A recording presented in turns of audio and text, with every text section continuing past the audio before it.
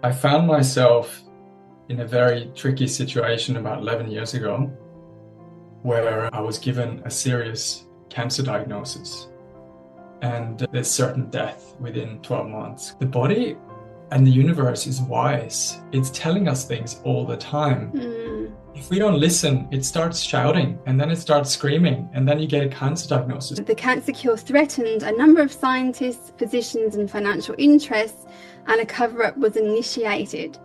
And I would say that cover-up has continued to today. There's no money in those kind of natural therapies because you can't patent it.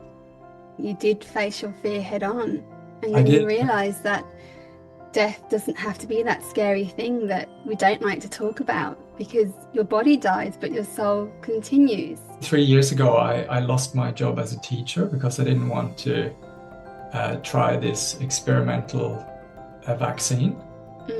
I feel like the Steiner schools are quite holistic. You were fired from that school because you wouldn't take the vaccine. It just seems against their morals and values. When fear gets that kind of grip on people, you know that a film needs to be made here with different life stories in the film by all these beautiful people that I've interviewed, like Charles Eisenstein, Bruce Lipton, Kelly Brogan. There's some really awesome people that have really stood firm in the face of challenge and in the face of fear. If I had too much fear, I wouldn't do the podcast or I wouldn't be making the documentary. And there's so many things that we could bring out into the world, but fear would actually stop us. Yeah. I noticed that you've been working on the Julian Assange documentary. Yeah, it was amazing. It was the goal of the documentary to impact somehow for his release.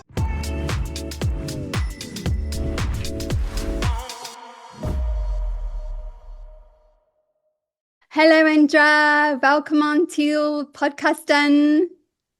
Thank you. Thanks for having me. Did you know that was Norwegian?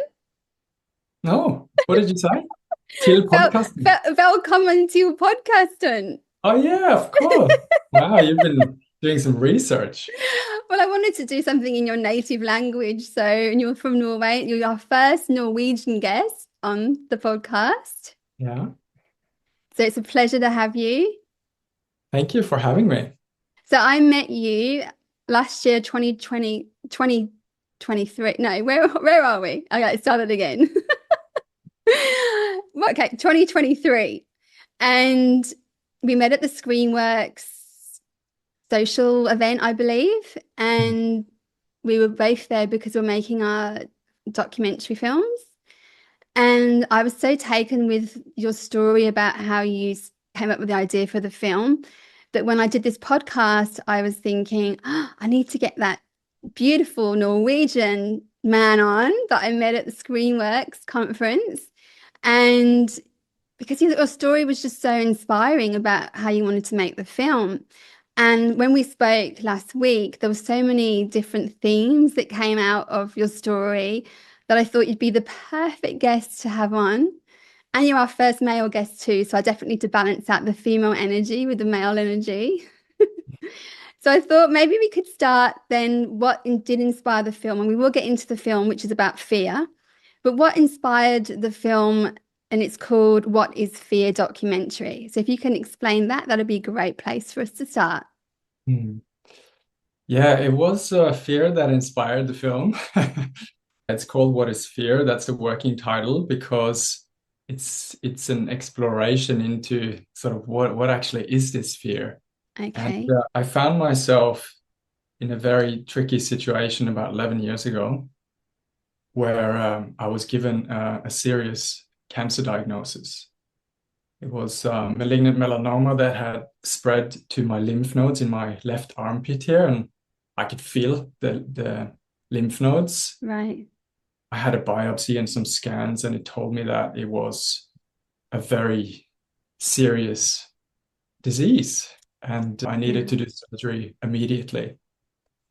And I didn't really want to do surgery. So I have always been quite sort of alternatively aligned and thinking quite holistically when it comes to health. And so I wondered if I had the courage or the clarity to to do it alternatively, to do it the way I felt was the right way to do it, to think more holistically and support the body rather than sort of attack the body with some of these treatments that are recommended. And in making that choice, I was really quite overwhelmed with fear because even just hearing that diagnosis for yourself or your loved ones is sort of like bone, it's like it shakes you to your core. And I bet it's a moment that you'll never forget. Yeah. There was some moments there where I could just I felt like I was standing on the edge of a cliff, and you have that sort of vertigo moment where you don't know if you can trust yourself. And it's sort of like dizzying. And yeah, I had one moment in particular where I realized I have to make this decision. And am I going to go to the hospital and have their treatment that everyone's recommending, or am I going to go and do this thing that I feel called to do that felt more right for me? And so I had one of these fear overwhelms. And one day I sat down with that and just asked, what is this? What is actually going on here? I can't function right now. I'm so full of fear. And obviously I knew that if I walk around in fear all the time, I'm not going to heal naturally. So I needed to sort of find out what was actually going on here. And in a moment of sitting down, I really felt through something. And on the other side of that was this deep sense of trust. And I can share that whole story with you if you want. I would love to hear it, and I'm sure all the listeners would too. Yeah, we're sort of dropping straight in here, but that's cool. So yeah, I was in the living room, on the living room floor, just sitting down, feeling this complete overwhelm. And I had learned this technique previously on my sort of spiritual journey, I guess you can call it, where I was trying to understand these different aspects of myself, shadow sides and all these things. And I had learned this one technique that's based on a principle called everything when experienced fully turns into bliss. Beautiful. I like that. Yeah, it's a beautiful sentence, and one that most people feel like proving wrong, because how can that be true? Every experience that we have potentially turn into bliss if we just experience it fully. Like, what about all these terrible things that are happening to us and has happened in the past? Like, surely this must be wrong. And I could definitely feel that I wanted to sort of prove it wrong, but I also wanted to prove it right. If it was working, I wanted to find out. And through some trips to India and some meditations and whatnot in the previous years, I had this experience with being in quite a lot of pain and just really feeling it. And then all of a sudden, I'm just sort of dropped into spaciousness and peace and love and a good feeling. And I was like, yeah, wow, this works. This experiencing everything fully. And so when the cancer came, I sat down with that fear and discomfort of overwhelm and just sort of bone-crushing fear. And the technique is that you just sort of don't tell any stories. You just feel how it is in your body. So I was sitting with this sort of contraction in my chest, feeling sort of a coldness, perhaps, and a little bit of that sort of dizzy feeling. And I was just sitting there with my feelings of fear, like asking kind of, what is this? And paying close attention to exactly how I felt. And after some time, what usually happens is that the pain or the contraction or the grip on the guts all of a sudden shifts a little bit. After maybe 20 minutes or something, I could feel a bit of heat, and then I could feel the pain that was such a tight knot in my chest. It just started to move a little bit around. And then all of a sudden, I was just dropped into a scene in my mind. And so like dropped into a film scene. And I was in a hospital bed dying from cancer. And I didn't even have a room. So I was in a hallway, emaciated and feeling absolutely devastated of this vision, because here I was asking myself, can I survive this how I want to do it, And then I see this most fearful thought I could conjure up, me in a hospital bed, emaciated and dying. And on top of it, my son and my wife were there. Mm. They had been visiting me. Yeah. I could see in their sad faces how sorry they felt for me, because I was in such a bad condition. And that sort of compassionate way we look at each other when we really feel for someone. Mm-hmm. And they were just about to leave because visiting hours were over. And so they start to walk out this hallway that I was in towards these glass doors. Mm. And summer sun is sort of streaming in, and they open the door and get sort of swallowed by the daylight. And I was just so crestfallen. I was so heartbroken, and I felt such a deep loss, because I was not going to see my son grow up, and I wasn't going to spend the life I had in mind with my wife and experience all the beautiful things in life. But I stayed with it. I didn't check out. I just stayed with this deep feeling of grief and loss and failure. Mm-hmm. And tears were just sort of streaming down my face. And then all of a sudden, through this dying process that was happening in front of me, where I was just sort of disappearing, I just started saying to myself, or I heard this voice repeating itself over and over again, but I'm still here. It hasn't happened. It hasn't happened. So yeah. I'm still here. Mm. At first, I didn't sort of understand what do I mean by saying that to myself? Like, I'm still here. I'm still here.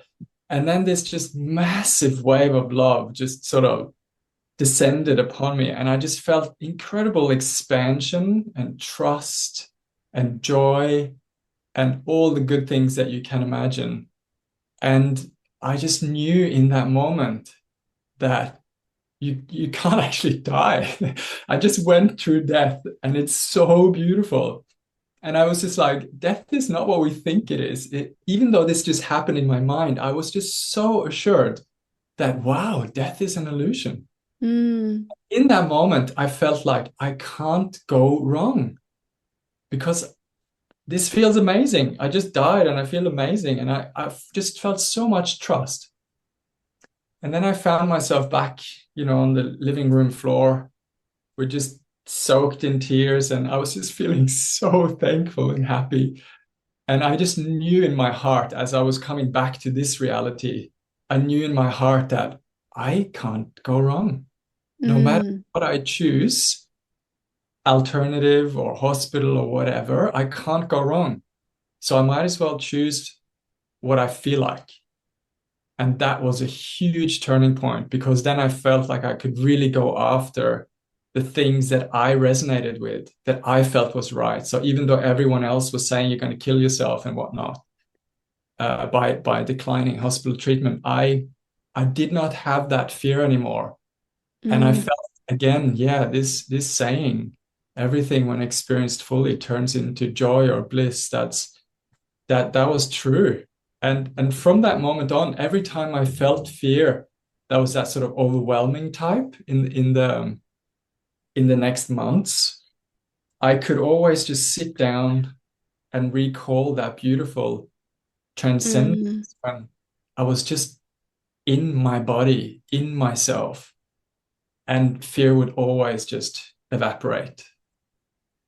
Wow, that is amazing. You did face your fear head on. And I then you did. realize that death doesn't have to be that scary thing that we don't like to talk about, because your body dies, but your soul continues.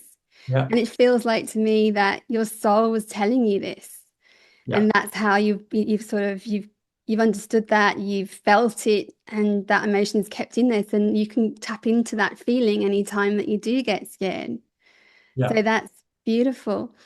So Mm. thank you for sharing so vulnerably. And I can see that as you're sharing, you are getting emotional again. So it's such an important scene in your mind and felt, and it's Yeah. beautiful that you can show your emotions on here. So tears are all welcome on this podcast. So you had the diagnosis, you had this experience, and then did you go back to the doctors and tell them what you decided to go the more holistic route? Tell us about what happened. What did they say to you? Yeah, that's kind of a funny story as well. I a few days before this incident, I was told that we have booked you in for surgery on Tuesday. Right.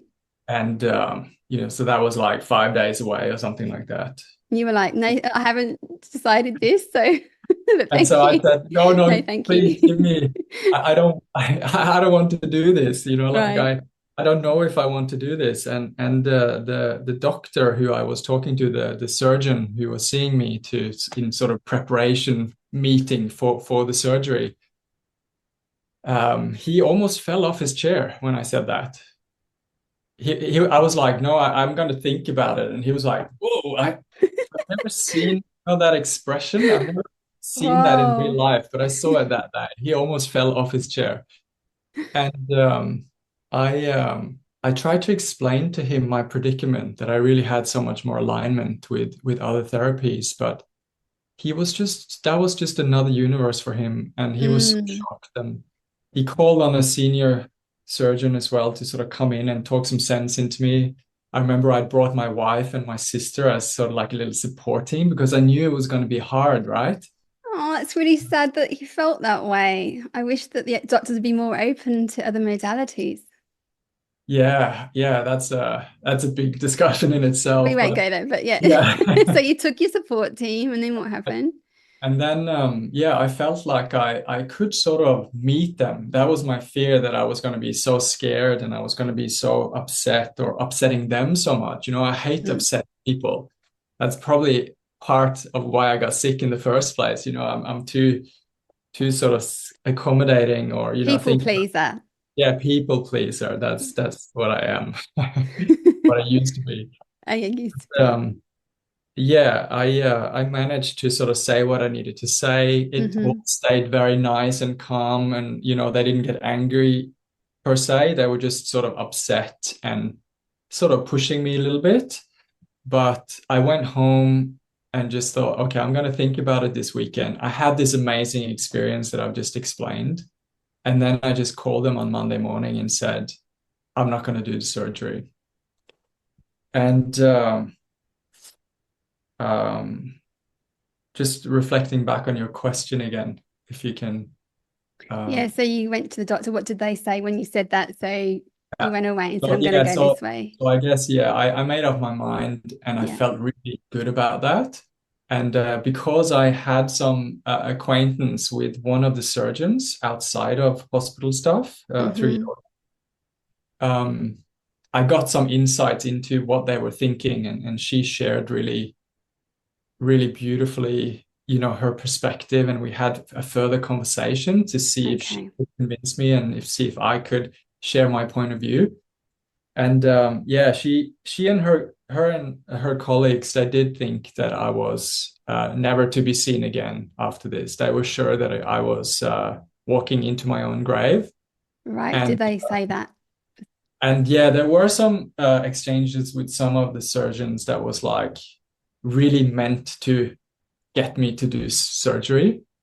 That was the main thing they wanted.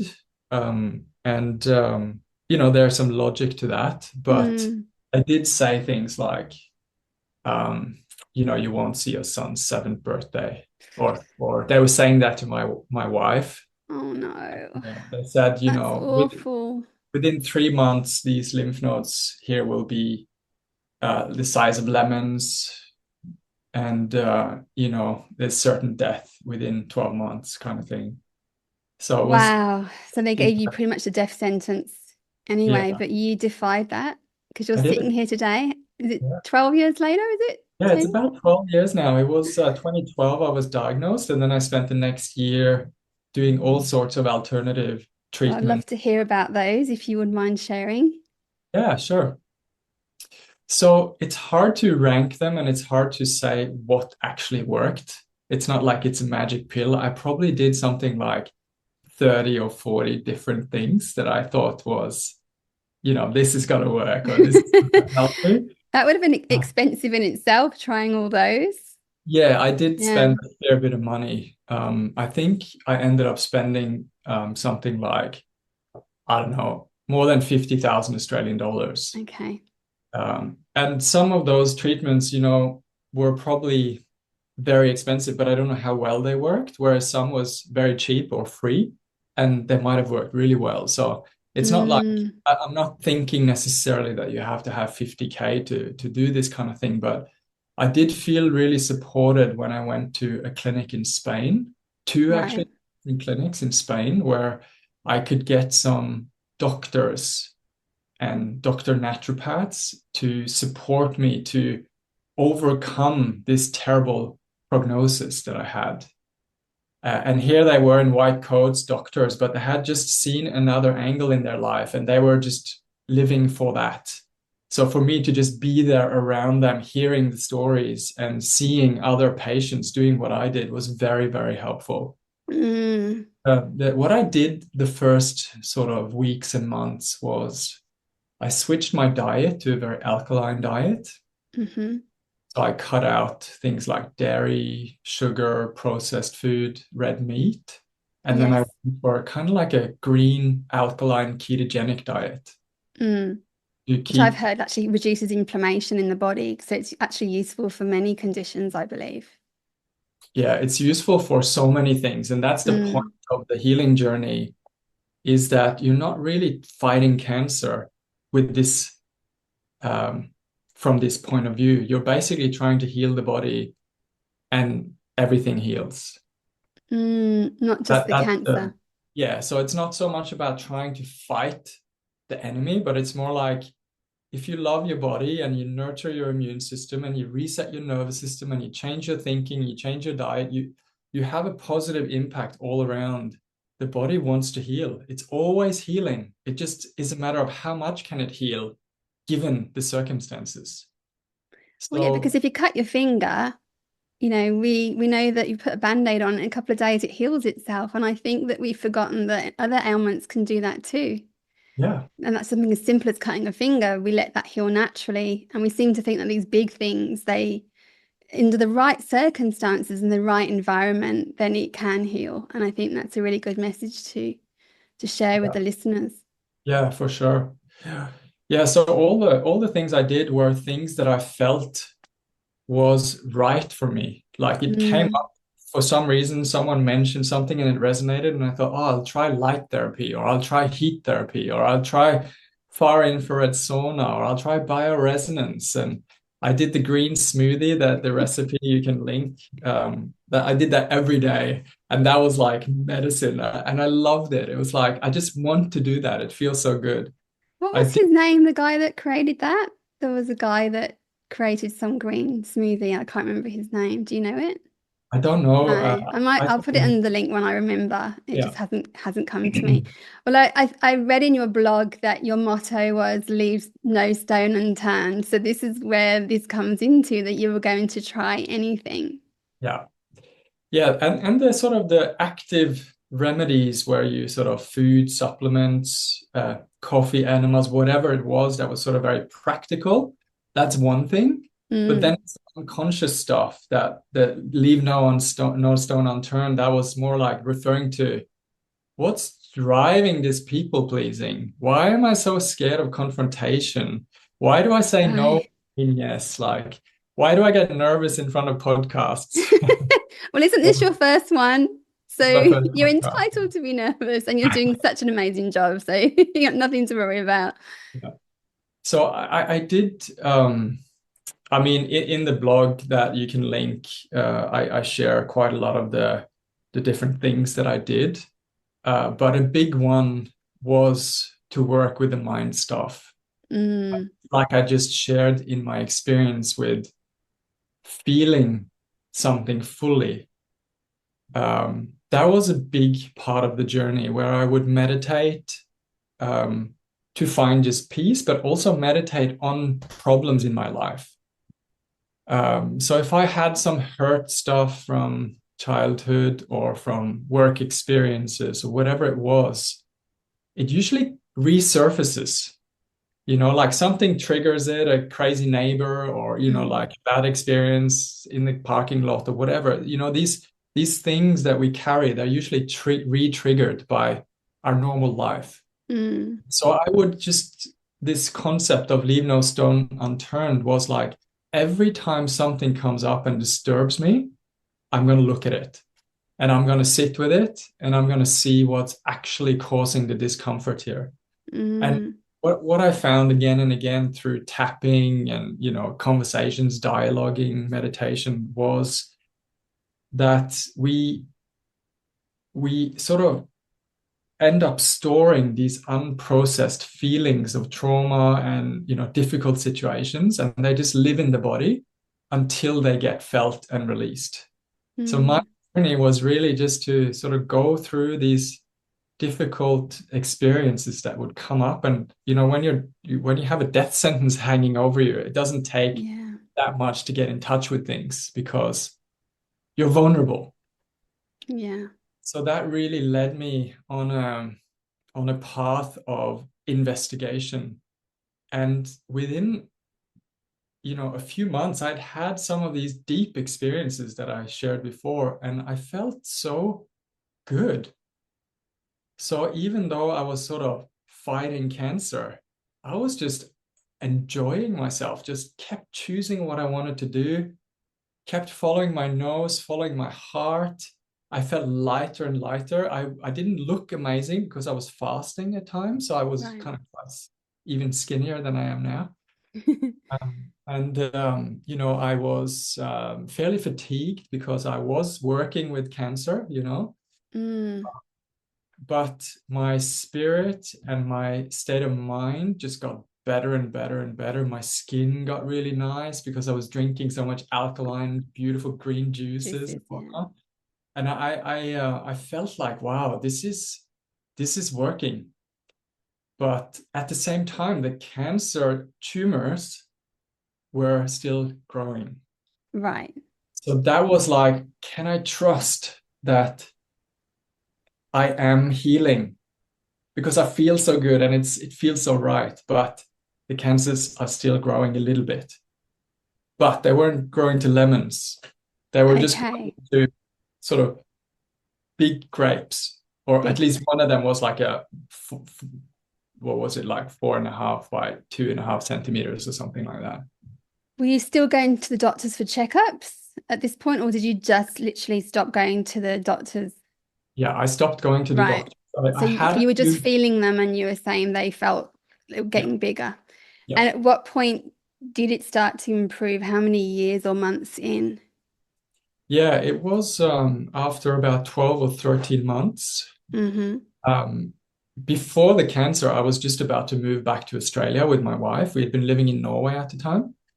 And we decided it's time to go back to Australia. And then I got sick. So we just paused it. Mm-hmm. And, almost a year into, or about a year into that whole cancer journey, we decided that I was feeling pretty well. We really wanted to go back to this place in Byron Bay that we love. And the healthy food, the nature, the ocean, the surfing, all of those It's a things. stunning spot, Byron Bay. That's beautiful. So we wanted to go back and we decided to do it. And about a month in, so might be 13 months after the diagnosis, I was just so happy eating super healthy local organic food from the farmers market, surfing, swimming, being in the sun, loving life and the freedom of coming to a new place like that and starting again. And I was just so happy. And then one day one morning, I had been sort of playing around with my armpit a bit, You thinking weren't that doing that stupid dance, were you? I was always like, like, how are they going today? Like, Yeah. because I can feel them so well. I can still feel one of them. It's such Right. the size of a small pea, Okay. but it's probably a bit of scar tissue or something from the Yeah, it's definitely not cancer. It's gone. definitely Bye not. bye. But yeah, one morning I was just feeling it, and I was sure it's definitely shrinking. I had been thinking they were shrinking for a while, and then I just said to my wife, like, I can guarantee you they're shrinking. Check And out these. They've gone from grapes to peas. yeah. So yeah, no, it was an amazing feeling to declare that. And even though I didn't go for checkups per se, I did consult with the doctors that I respected, Okay. integrative alternative doctors. Yes. And I did some alternative testing to just check certain sort of inflammation levels that indicates cancer. And yeah, but I went mostly on how I felt. Okay. And then within a month or two, they just shrunk dramatically. Like they just went from, we called the one of them the golf ball because it was kind of protruding, you could really see it under my armpit. Right. And yeah, it just went down to small piece, and I had energy, and I went back to work as a teacher. So Fantastic. yeah. Was there a point where you celebrated because you were like, I'm definitely cancer free? Or was it just too much melded into just the journey and you just knew it was Yeah, it was happening? So such was there a moment where you actually celebrated the fact that you'd done it yourself? that morning just felt like a celebration of life. And it was funny because even the diagnosis and everything was kind of like it wasn't as sort of on and off as most people see it, because Mm, I was always taking my diagnosis and prognosis with a pinch of salt.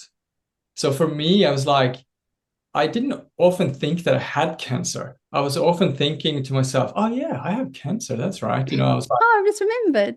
yeah, because I didn't focus on that. I focused Yes, on well-being. you focus on wellness And and getting and, yourself and well. when they were gone, I felt like it was just sort of like a perfect transition, smooth transition into, I feel so good. I feel like I want to go and do some teaching again. So Well, yeah. congratulations. I'm so happy for you.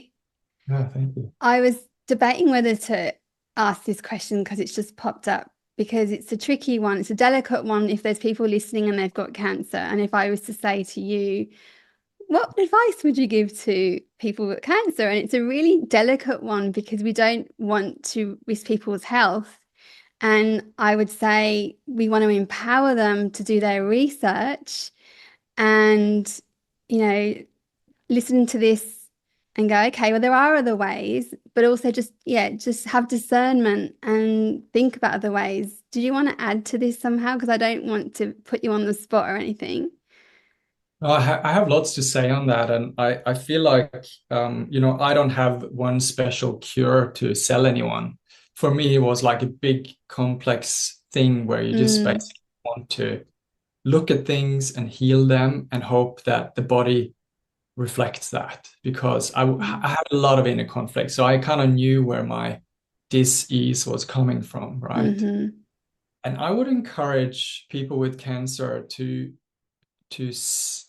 test that theory that the body and the universe is wise. It's telling us things all the time. mm, If we don't listen, it starts shouting, and then it starts screaming, and then you get a cancer diagnosis. So it's like that was me. I just didn't listen. I didn't listen to myself. I didn't respect and love myself. And then before long, it just escalated, and my health got worse and worse, and I pushed myself, and I was an achiever, and I was working too hard and trying to do too many things, and I was burnt out, and then I got really sick. And I feel like if we listen to what life is telling us, mm, we can start to trust that life is actually really wise and intelligent and guiding us. mm, And cancer is a part of that. I really feel like we die from all kinds of things, and one day is going to be our day. And if it's a car crash or something, then you just have no time to really reflect. You're just gone. Hmm. What's cancer? The beauty of cancer is that you usually have months or years to look at stuff and go in and see Mm. what can I change here. So that is a pretty big thing to throw in the lap of someone who Yes. may be faced with a diagnosis. But what I would say is, why don't you read some books about people who have done this? Because there are so many. So many. Read Radical Remission, that talks about the 9 commonalities for people like me who have what they call a spontaneous remission when they don't know what actually would happen. It wasn't the chemo, it wasn't the radiation, it wasn't the surgery. So it was just spontaneous remission. But there's actually 9 commonalities that have been identified that support the healing from cancer. Mm. And what an amazing experience to read those case studies and those people's stories. That what did they do? They did 9 things. Find out what they are. I actually looked into this a few years ago, and some that come to mind were being in sunshine, supplements, positive mindset. There were 3 that come to mind. Really simple things, nature, all the things that are out there that don't cost a lot of money. Yeah, And I another book actually, which is interesting. Just before we came on, I remembered that I bought it and read it a couple of years ago. I don't know if you've come across it, and this is probably going to be very controversial. So I'll put a disclaimer. And I don't know if you can see this, The Cancer Cure That Worked, 50 Years of Suppression. huh? And I buy all these types of books, but I read this a couple of years ago, and I just wanted to read just a couple of sentences out of here, just because again, we don't want to tell anyone what to do, but I just wanted to, read this and then ask people if they would like to find out more, they can go and buy the book. And it's by Barry Lyons, and I'll just quickly go through a couple of sentences. In the summer of 1934 in California, a group of leading American bacteriologists and doctors conducted the first successful cancer clinic. The results showed that cancer was caused by a microorganism, that the microorganism could be painlessly destroyed in terminally ill cancer patients, and that the effects of disease could be reversed. And then it goes on to say, the cancer cure threatened a number of scientists, physicians, and financial interests, and a cover-up was initiated. And I would say that cover-up has continued to today, but don't don't shoot me for that. Would you like to speak to that at any point?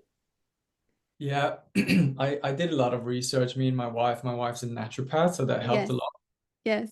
And we looked at all these beautiful stories from the past century of, this amazing tea that heals cancer. Royal Raymond Rife with his Which is what this book is based on. exactly, yeah. And I actually ended up with that Rife machine. I can tell you a fun story if you want. I'd love to hear the fun story about the Rife machine, because Yeah, it's turned into the Healy machine, hasn't it? Healy. uh, Or another yeah, yeah. variation. Oh, the It's similar. Spooky 2, I think. Anyway, Yeah. you carry on. It's similar technology, and it's about the vibration of things, frequency. And I read about how people use bicarb and how people use fasting, how people use vitamin C, the mind change, the connection with God, forgiveness, having goals and passion and vision for your life. There's so many things that was revealed on that journey, and there was so many beautiful stories, and all of them had been suppressed. None of them were integrated into hospitals for trials or whatever. And even something like turmeric and ginger and different herbs. There's so much good stuff out there that deserves those big trials that are accepted by institutions like hospitals. But there's no money in those kind of natural therapies because you can't patent it. And so the people who have sort of set up this system of $100 million placebo, double blind trials and whatever it is, they don't want to sponsor this kind of research. So it sort of it always lives under the surface, and you have to go looking Mm. for it. But what a world you discover when you do go there. It's like the Plato cave allegory. It's like you just go out of the cave and you see that, wow, there's another world out there. There is, and I think we've both been on it for different reasons. So Yeah. thank you for sharing. Wow, that was a tremendous story. The hero cancer journey, or would you call yourself a self-healer or the hero's journey? What do you call it? I did play around with the title there Yes, called yeah, the hero's cancer journey, because I'm a filmmaker and I love the hero's journey concept in film and stories. right, yes. I felt like I went on a very challenging journey into the underworld, as Joseph Campbell would say. And I met these amazing helpers and challenges and demons. And I came out on the other side with something that I wanted to share with the world, as is so Mm. often when you've been deep, deep in the cave you most fear to enter. And Well, so, this is the inspiration for your documentary film. This is yeah, so this Fear. is yeah, circling back to that Yes. fear that sparked an interest, because what was so interesting was that once I've had this experience with the fear of death and felt like I came through that, Mm. I was really surprised to find that I was still afraid of a lot of things, because I'm not really that scared of dying anymore, because that experience, that meditation was so profound. But I still find myself doing all these weird things because I'm afraid of something. And quite often it just lives under the subconscious. I'm not quite aware of, why am I saying this when I mean that? Or, why am I saying yes when I mean no? Or why am I shying away from the truth in this argument? Or, like this stuff that we do that are kind of almost conscious, but not quite. Hmm. And so I became aware of how much fear interacts with our everyday life. And So much. especially 3 years ago, I lost my job as a teacher because I didn't want to try this experimental vaccine. Hmm. And I have actually heard since that people with melanoma have had relapses after the vaccine. So there's a lot of side effects and a lot of unknowns. This is the And COVID-19 vaccine you're talking about. yeah, yeah. And I just didn't want to go there. So I decided to just stand my ground, stand in my truth, and just not do what I was asked to do or told to do. So I lost my job as a teacher. I'm sorry to And hear that.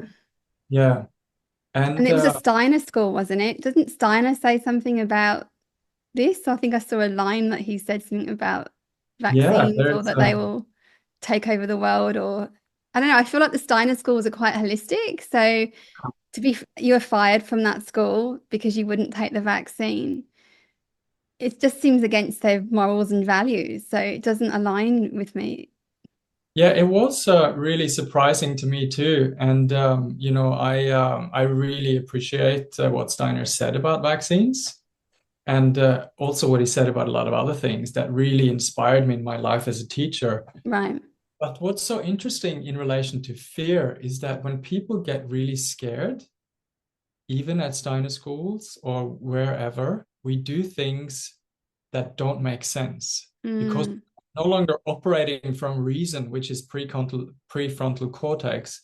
We go into the fear center, which is the amygdala, where Hmm. everything is polarized into, this is dangerous and this is safe, or this is food and this is me being eaten. It's like this Yes. black and white scenario Hmm. where, oh, that's dangerous and you're dangerous now because you're associated with that and you have to go. So it's like when fear gets that kind of grip on people, you know that a film needs to be made here, because for me it was just mind-boggling to see how everyone would throw their values and virtues out the window Yes. and say, just give me the solution so I can escape this doom and gloom. And yeah, fear is an incredible motivator. It is, biologically, we have basically survived because we have fear. Hmm. It's safe in many situations. But I think what's happened in our modern day world, we have just become more and more cerebral, and we are now living in completely useless fear, swimming in fear that Yes, doesn't lead us anywhere good. It's not actually protecting us anymore. It's kind of destroying us. it is. Yes. And that's what I thought. If I can, share my story with fear and also go on a little investigative journey as I try and understand my ongoing fears and Mm, just talk to experts, talk to people with lived experience, people I admire, speakers, philosophers, doctors.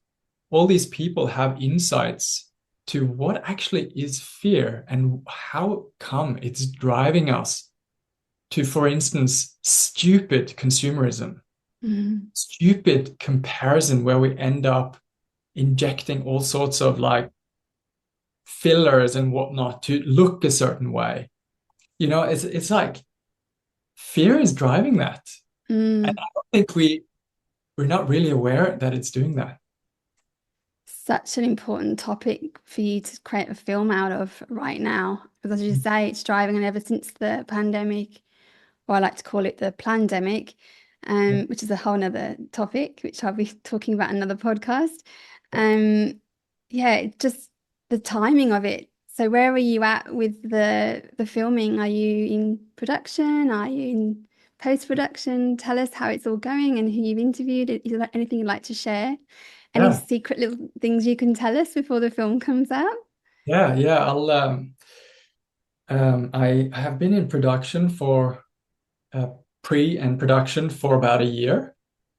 So writing it all out and planning it all out, and then going on a big journey to the US and Europe to interview people that I admire and respect and listen to for their advice.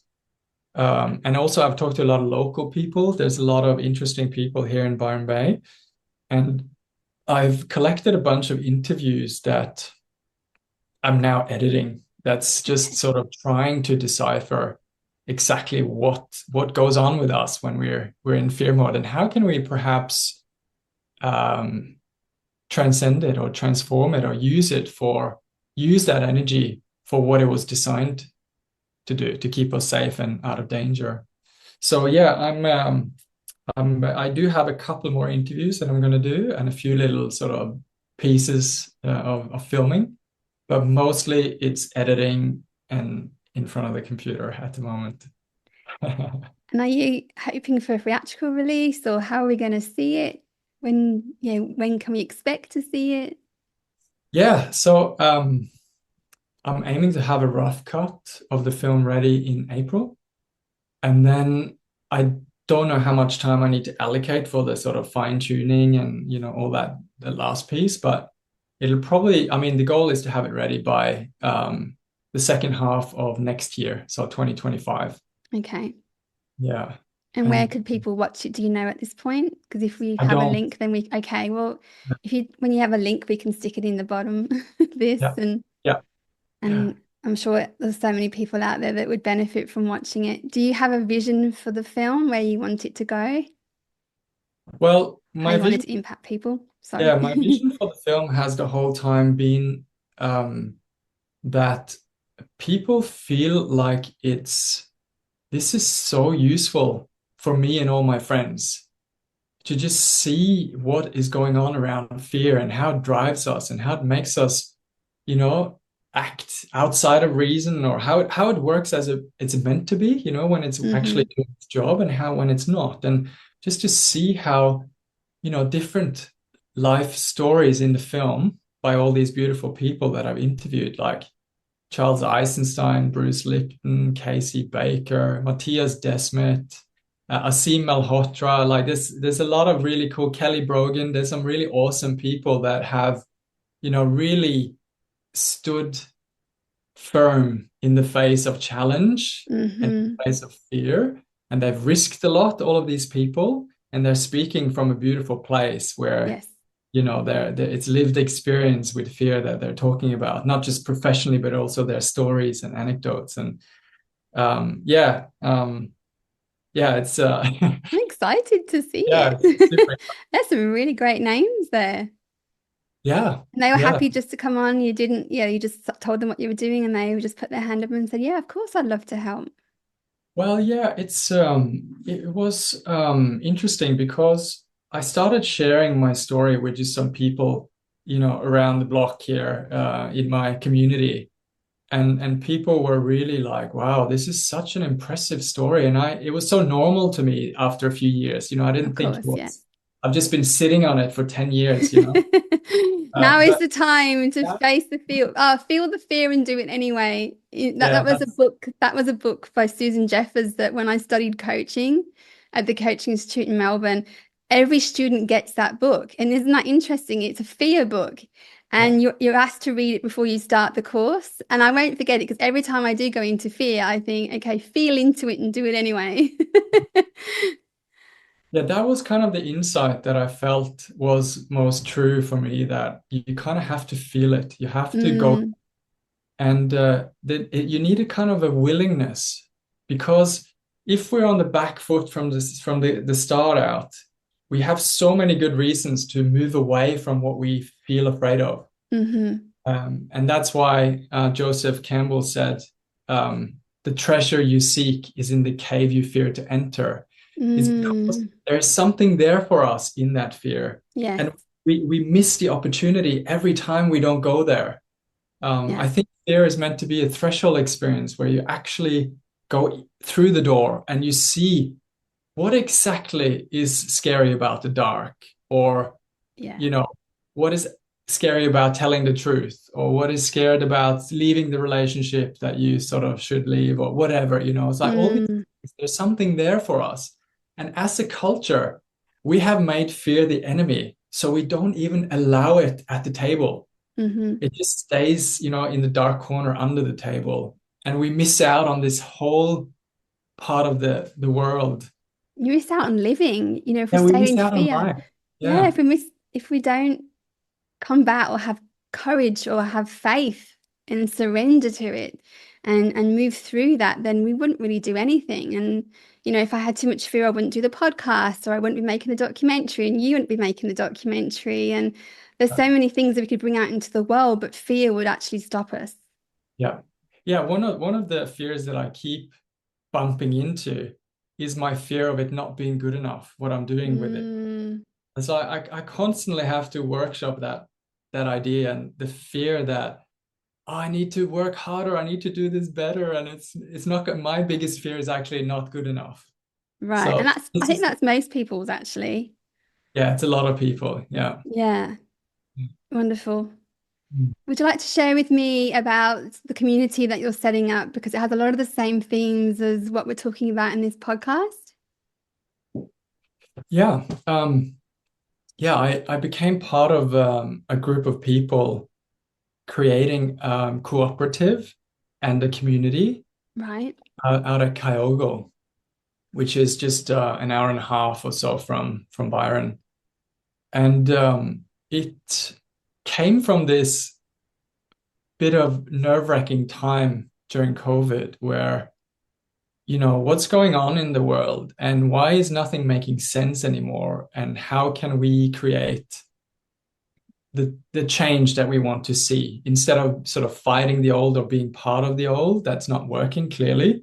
How can we create something new? And there were a few people already in swing when I joined, but hmm over the next year we created a co-op and bought a block of land, and have had all these workshops deciding, visions and values and what we want to focus on.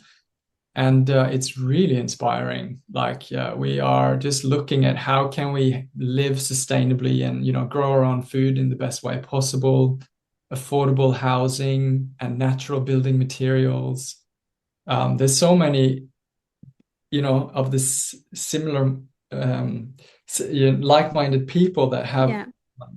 come together in this kind of crisis that we were in, Yeah. thinking that, okay, we need to take action. We've had these ideas and plans for decades and we're not doing it. So this was the sort of the beauty of COVID, was that it sort of kicked us in the butt and said, okay, it's time. Mm. So we have just got a DA now, where we are 30 families already, and we're going to invite 30 more families to join uh, Okay. and buy into the land, So and 60 in total. 60 in total. And everyone gets an acre or so each that you just, do what you want within community guidelines. Okay. And then we have the rest, 700 acres is shared space that we Mm. look after together. We have a community hall, and we have, sheds and tractors and all that stuff. And there is already a beautiful old 100-year-old school on the property that belongs to the land. Wow. So we are inspired to try and make a school there, Yes. a learning place Right. where we can um, activate some of these principles that even in Steiner, we really believe in learning by doing, but it's hard to, we really believe that the student has all the wisdom, and we're just there to sort of Facilitate. support them to flower, right? Mm. But there's in the mainstream and in the sort of organized institutions, there is so much. You need to put this into the head of the child, need to follow this curriculum, or this. We have to sort of do so many things so that you kind of kill that original spirit of education, Mm. educare, which means basically to draw from within or something like that, if I remember correctly. So if we can create a school there that is based on students' inner motivation, intrinsic motivation, and quite naturally on a farm in a community, you learn because you are doing things. You learn because elders around you are fixing a tractor, or, doing some engineering, or, like doing water, working with water, whatever it is that you do, you just sort of learn because you're a part of it. And that's what I really see as the future of education is learning through mentorship and by Mm. doing it. So I feel like, we're 60 families, so we have to decide which way we want to go. But there's a lot of people who are really keen on making something much more aligned with the true nature of the child, naturally inquisitive and curious and exploring different things. And just when they have inner motivation, they learn so much, they Yeah. just soak up everything because they care about it. Mm. This is what you can't create in a class with, 25 people in a little room. You just can't create that. So I really see that the beautiful nature around us is going to be the greatest teacher. And then we'll just Yes. be there to hold space and support and, Oh, you I know, love that. yeah. I love that. Is there like an interview process that you do and you're like, okay, family, sit here, ask them all these questions? Like, how do you choose the families? Yeah, we're just deciding on that now, because the Right. first study we sort of fell into it, and we just thought, okay, we have similar values because we're sort of nervous about what's happening in the big smoke. Yeah, so you're And already very like-minded. yeah, we were like-minded and thinking we need to create some change and be the change. And I guess that's what we're hoping to get from the next 30 families as well, is that they care about nature, they care about other people, they care Mm. about themselves enough to work with their shadow side. Mm. I think most communities that go wrong because we want to be right instead Mm. of have a good relationship and connect. And so I think, um, if we can attract people who are into nature, into a different type of education, perhaps for their children, Yes. natural living in nature, healthy organic food, chemical free, like I think there are a lot of people who are on that vein right now. Well, the And pandemic helped with that because I think it woke a lot of people up. I think so. Yeah. Yeah. Where Um, do I sign up? yeah, I know, I know. It's It sounds it sounds beautiful for the whole family. It'd be yeah. interesting that if a researcher came along and did some sort of like was it longitudinal? What do they say? Study? Can't even say the word. And they monitor you from the beginning and, and then they, at 5 year, 10 year, 15 years to see what these children end up doing and what their Yeah. mental health is like. And I can Mhm. just imagine that would make a really good doco if you're looking for any more ideas. Yeah, yeah, true. We have I actually wrote a proposal for that kind of idea, Right. and I've just put it on the back burner because it's such a big thing to do. I was just picking it up from you then. It was just coming from your mind. Yeah, but it's a great idea, and I think it's such a worthy story to tell It is. how because I really think, to work as a community, we have to work with ourselves Yeah. because we just tend to block off and lose connection, and that's when we become enemies and we can't solve conflicts anymore. So, Mm, like if we as a community can find ways to be with the discomfort of our differences, then we can actually sit in the same room, have conversations, and get to know each other. And as soon as we know and understand each other, we love each other. hmm Like I have not been to one deep conversation without feeling love, where two or three or five or 10 people come together to actually share their heart out.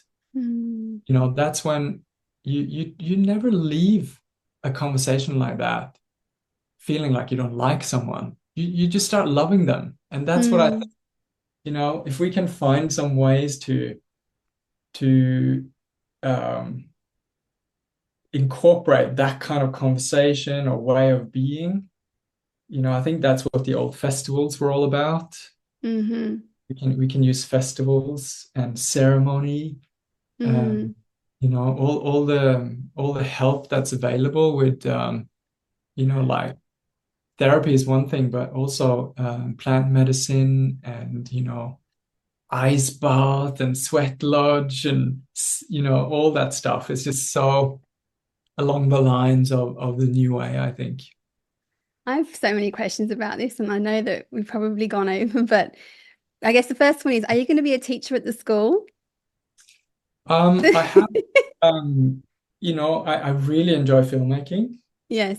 and I think the role of teacher will change as it should. I think the teacher will be the mum who is holding space for a class, making food or doing knitting or digging in hmm the garden. It will be, the guy that can fix the tractor, who can show hmm the keen young one how to do that, change oil, Yes. whatever it is. It'll be someone like me who says, "Let's go and take some photos," or Mm. "Let's make a little film." That's Yes. the That's teacher. living and that's learning through life. Yeah, and that's what I think education is gonna move towards. Yes. So And I won't be a teacher per se, but I would love to be a they're lucky to mentor. have you and all your skills. They're going to be lucky to have all your filmmaking skills and all your teaching skills, even though it's not in that format. Have you read the Conversations with God books? Yeah, I have. Because what you were talking about earlier about that the elders should be teaching and raising the children reminded me of a section in those books. And I read those books, I think, 3 times. I think I had a couple of weeks off and I just loved them so much that I even created a summary guide and that I send to people. So if anyone's looking to have the best of those books, I'll put it in the links because I just love them books so much. Yeah, I really appreciated them as well. And I read them so many times, but it was actually like 15 years ago or something, or maybe even more, 20. Wow, because I only found them in the last 5 years because I grew up in kind of religious family, and so I got put off by the word God, Yeah. and that people take the mickey out of the way I say God, so sorry. And because of that, I shied away from that word. And when Mm. you go on the spiritual journey, then I just started getting used to it, and I could see that it was used for different things as well. So spirit source, anything we want to call it. So I've got used to it now, and we can use it in different in spheres and spaces. So that's good. Yeah. There's so much wisdom in those books. And There is. yeah. Yeah, I recommend it to many people that I speak to. So when you were talking about that, that book came to mind. Um, so when's the school going to be, or when's the whole community going to be finished? Do you have a timeline for that? Yeah, we just got our DA, so now we actually know that we can divvy up the land blocks. So we can Yes. actually say, okay, Endre, you get this block, and whoever gets this block, and Mm-hmm. we can work that all out. And that will happen as over the next couple of weeks or months. Okay. And then as soon as we have the funds we actually do have the funds to do the road that's Okay. going to connect, the different aspects, the different clusters of the community. And Mm-hmm. as soon as the road and infrastructure is done, we can start building, which will probably be sort of halfway through next year, I imagine. People can start putting some posts in the ground, or start. Balloons and also, no, not balloons because they might fly off.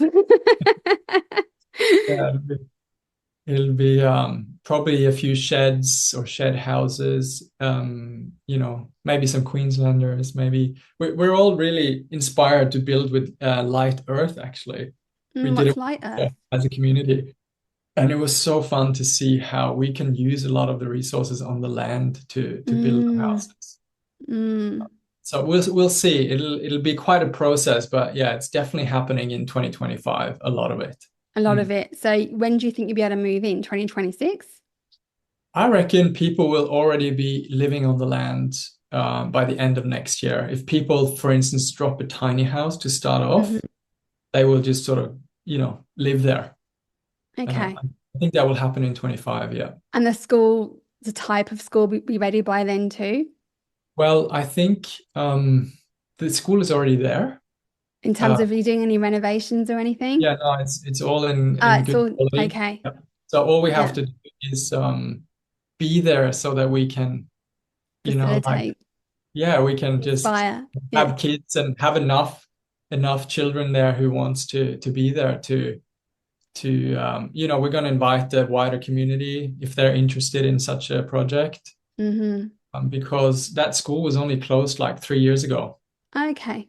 So it was functioning up until quite recently. Oh, right. Okay. Well, yeah, I think you said it's 100 years old. For some reason, I was expecting it hasn't been touched for that long. Yeah, no, it's been kept really well. It's a beautiful Queenslander. Oh, wow. Well, I'll have to come and have a visit. Yeah, I'm sure you're welcome. Wow, it sounds like you've got all these incredible projects going on, and I just want to take my hat off to you, especially because you've got through that awful cancer diagnosis and you're able to tell this story and share your beautiful light with everybody that's watching and listening. So thank you so much for being here and sharing that so vulnerably. And before you go, I noticed that you've been working on the Julian Assange documentary. Yeah. And I'm just interested, when he obviously got released, how did that make you feel after working on that doco? Yeah, it was amazing. It was the goal of the documentary to impact somehow for his release. And yeah, maybe about 6 months after the doco was released, Hmm. a lot of Australians watched it. And it was just going overseas to the US when he was released. Oh, So wow. So the timing of it was amazing because it was called The yeah, Trustful, wasn't it? Trustful Julian Assange documentary, is that right? yeah, yeah. Okay. Yeah, it was really playing on this idea that, well, I actually shouldn't give that away, but All right. it was so beautiful to be a part of a project that had that intention to just help him be released, to put pressure Mm, on, to show the madness so everyone could see what was going on, basically expose the lies and the corruption, and then also inspire, because Kim Staten, the director, he's quite a poet, so he wrote in some beautiful poetry and had some really cool ideas for music and animation, and it turned out to be a very impactful film. So, I don't know how much weight it added to Julian's campaign, but it was so beautiful that he was released after, Kim worked on the film for probably 3 years. I came in the editing process. I worked on it for about a year. right. It Yeah. was amazing. What amazing news to see that and also to have the film out around the same time. Yeah. Yeah. No, it's really good. Wonderful. Well, do you have anything else that you'd like to share with the audience in terms Well, of your vision, and is there any advice that you'd like to give people? Yeah, maybe I could, you mentioned that you like to ask your people what they can do if they have a vision or Yes, something that inspires them. And I feel like we all do. We all do have a purpose. We all have a secret dream. yes. And quite often it's fear that stops us from doing that. Who am I to do this? Or I'm not Mm. good enough, or people are going to judge me, or it's going to go to the shits, or I never be able to do that. Those thoughts are common. Yes, We all have them, and they stop us from living our true lives. I do. Mm. And the difference for me to go from being a teacher where sort of everything is set and organized and I just show up, to sort of creating these projects and creating my own life. It's so rewarding that I feel like I can meet that fear, every day and every week it comes up, and just trust that I can actually move through this fear. Even if I Mm. think what I'm doing with this film is not good enough, I can work with that fear. And, it usually gives you exactly what you need. So for me, it's sort of giving me the incentive. Like, I can't make a film about fear if I'm going to keep turning away from fear. So I have to stay on the train, I have to keep facing that fear and use it and talk about it. And, I actually don't like being in front of the camera. So I kind of like, just struggle with that. Most And filmmakers, I it's just think, are like, like that. okay, I Yeah. struggle with that. Let's do it. I have to do it. So I feel like probably the main thing with the film and what I'm all talking about these days is it's healthy to move towards your fears. They are Mm. for us. Yeah, And if you want to, I can share a little story that's going to be a little animation in the film. I would Uh, love that. that kind of speaks to, it's a nice thing to conclude with, I think. I would love So that. Yeah. yeah. So I had this huge experience with moving into fear quite early on in the cancer process that I shared right off the bat. And every now and then fear would come back to me. And I would ask myself, am I doing the right thing? Like fear would come back and I was like, what am I doing now? Like, it was so sweet when I was, in the truth of that moment where everything was great, but now I feel the fear again. And so with this sort of uncertainty and, having to return to this dreadful fear, I went to a therapist or a guide in Norway that I really respected. And I asked if she wanted to, workshop, guide me through this difficult time. As I said, the cancer tumors were kind of kept growing, even though I was doing all these amazing things. And I was like, am I doing what everyone keeps telling me? Killing myself? Am I being stupid? So I walk up to her, she puts me on her table, and she would always sort of lead people into this inner journey, like a bit Jungian style, mythological kind of thing. And so she's guiding me on the path. And my question is, am I killing myself? That's what my family as well was asking. Is he just taking his own life with this stupidity? Mm. Um, and then after some time on this path, seeing a few different things along the way, and then all of a sudden, boom, death is on the path. This black hooded creature is standing in front of me. And my mind just goes into 10 thoughts of denial at once. Like just a fractured kaleidoscope of denial where I just say sentences like super fast, like nothing to see here, turn away, this is not what you think it is, just keep moving. All these thoughts were just like, it's not fear, it's not death, it's not death. And then a part of me just goes like, I can't deny what I saw. I'm really committed to this journey. I have to be honest with myself. And I just sort of look up and I see, fuck, it's death. here I am on this journey, and I think I'm doing so well. I think I'm doing the right thing. I'm following my heart, and it's death standing before me. And again, I'm just crestfallen and I'm so devastated because that's not what I was expecting. I was really expecting amazing things to come from my journey. And in my sort of silent recognition of the truth of the moment, death takes a step towards me and lifts the black hood, and a little bit of light sort of streams onto the face. This is the animation, just reminding people. Well, Is yeah, it? yeah, it'll Yeah, be in animated. It'll animated, be yeah. animated. But this is how I saw it that Yeah. time. And it's just like Lao Tzu. And I just like the master Lao Tzu. And I'm just so perplexed because and automatically rejoicing because it wasn't death. It was a teacher that I have heard about. I didn't know much about Lao Tzu, but I knew it was Lao Tzu standing in front of me. It was his wordless presence was just undeniable.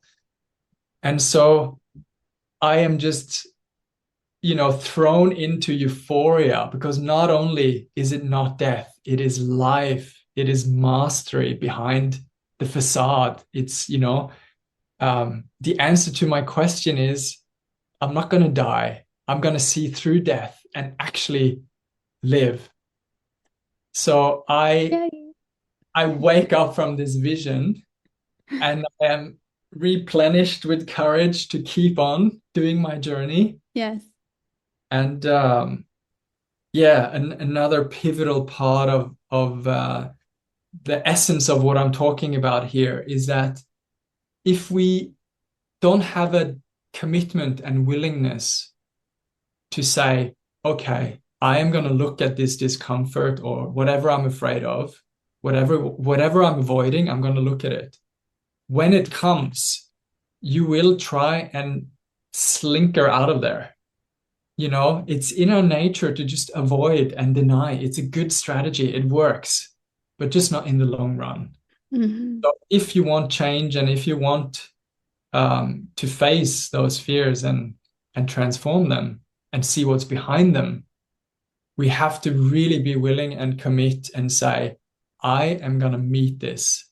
And only then will we, when it comes up, have the courage to do that and dance with fear and see what's there for us. Beautiful. But you wouldn't know this, but in the last episode, I had this mini anxiety. I can't say attack. I'm not really sure what to call it. When my heart was racing. So I was in the middle of a podcast like this and the camera was going. And at just some point during what she was saying, all of a sudden it just took over. And I was thinking, oh no, should I stop doing podcasts? Maybe I'm out of my comfort zone too much. And I was Mm. just freaking out, going, am I going to be able to do more podcasts? And then and then in the end, I managed to get through it. And I've looked back at the video and you can't really notice unless I told you at what part. Yeah. But it was so frightening at the time. And then the rest of the day I was affected and I just sat with it and I thought, okay, what is this telling me? What part of, because my partner's a clinical psych, so he talks about different parts of us. So what is that fear part actually trying to tell me? Because we've got our parts give us messages. Mm. And I think we got to the point where the topic was still quite traumatizing for me. And I hadn't worked through it enough. So by listening to what the fear was telling me, I was able to come up with a solution and I was able to come on today without really much fear. And I felt at one point during our conversation, I could feel something creeping in and I just said, nah, I'm not letting it, and it dissipated. But isn't it interesting how even on a podcast and I'm the host, I was still getting triggered by something that was happening in front of me? Mm. Yeah, yeah, it's amazing. And I think, one of the biggest fears, if not the biggest, is the spotlight, being in front of people and potentially being laughed at or, told that you're not good enough or failing, Yes. all these things that can happen when we step into the public speaking Mm. realm. And I've And always hated it. I've always shied away from it. So this is well out of my comfort zone, but I'm just like, nah, I've got nothing to fear anymore. I'm just going to surrender to the process. yeah, And having that faith and not fear has really just helped guide me. And And I'm glad I got through it without having to say, stop, I'm having anxiety attack, because I don't get anxiety that much at all. I think I've had it twice in my life. So thank you for holding space for me too and helping me Yeah, feel so comfortable. yeah. The funny thing about that kind of scenario is that we are afraid of what people would think of us if we have a Mm, panic attack.